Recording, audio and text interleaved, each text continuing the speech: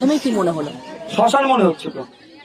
এখানে মানুষজন যে প্রাণে বেঁচেছে, কারো দুর্ঘটনা ঘটেনি, এটা সৃষ্টিকর্তার কাছে লাখো শুকরিয়া যে মানুষ প্রাণে বেঁচে গিয়েছে, কিন্তু আর কিছু নাই, ধ্বংস হয়ে গিয়েছে। এই মুহূর্তে সরকারের কাজ হবে অন্তত এদেরকে একটা অস্থায়ী ত্রাণ শিবির করে যতদিন না পর্যন্ত এই বিষয় এটা রিকভারি হচ্ছে, সরকার তাদেরকে পাশে থাকা, সহযোগিতা করা। সরকার তো পুনর্বাসন দেবে না বলছে।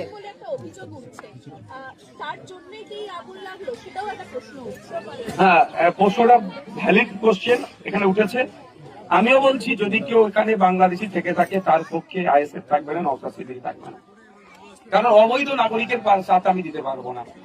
আমি মনে করি এখানে বৈধ নাগরিক আছে, এরপরে যদি অবৈধ নাগরিক থেকে থাকে তাহলে কাজ হবে এখানকার যারা সুবুদ্ধি সম্পূর্ণ মানুষ, লোকাল প্রশাসনকে জানানো।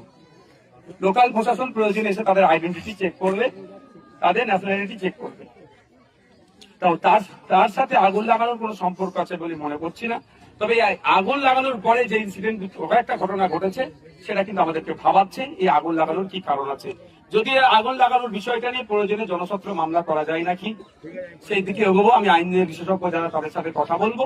তবে আমাকে দুটো বিষয় খুব ভাবিয়েছে। একটা হচ্ছে অদূরই ফায়ার স্টেশন আছে, কিন্তু প্রায় 1 ঘন্টা পরে ফায়ার ব্রিগেডের গাড়ি এসেছে।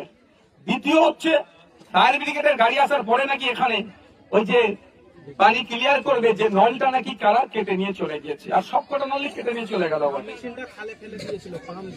পাম্প মেশিনটা নাকি খালে ফেলে দিয়েছিল আর নলগুলো কেটে নিয়ে চলে গেছে। তাহলে ভয়ঙ্কর অভিযোগ, এটাও তদন্ত সাপেক্ষ, তদন্ত হওয়া দরকার এর পেছনে রহস্যটা কি। আপনি যেটা বলছেন বারংবার উনি অভিযোগ করছেন যে পরপর 3বার অগ্নিকাণ্ডের ঘটনা, সেখানে কোনো 3বার অগ্নিকাণ্ড অন্তর্ঘাতের। হ্যাঁ, আমার এখানে লোকাল একজন ব্যক্তির সাথে কথা বললাম, তিনি বললেন একবার নয় একাধিকবার, 3বার এই বস্তিতে আগুন লেগেছে। এটা একটা নাটকের ব্যাপার না, এটা জোক নয়, এটা একটা অত্যন্ত গভীর রহস্য থাকতে পারে। অন্তর্ঘাত কি উচ্ছেদ কি সিম্প্যাথি নিয়ে একাধিক বিষয় কিন্তু থাকতে পারে, সেটা তদন্ত সাপেক্ষ। তবে যেটাই হোক না কেন, যদি ইচ্ছাকৃত ভাবে এই আগুন কেউ লাগিয়ে থাকে সে কিন্তু ছাড় পাবে না। সে সিম্পাথি নেওয়ার জন্য হোক, আর অন্তর্ঘাতের কারণে হোক বা উচ্ছেদের কারণে হোক, আমি 3টে বিষয়ই বলছি।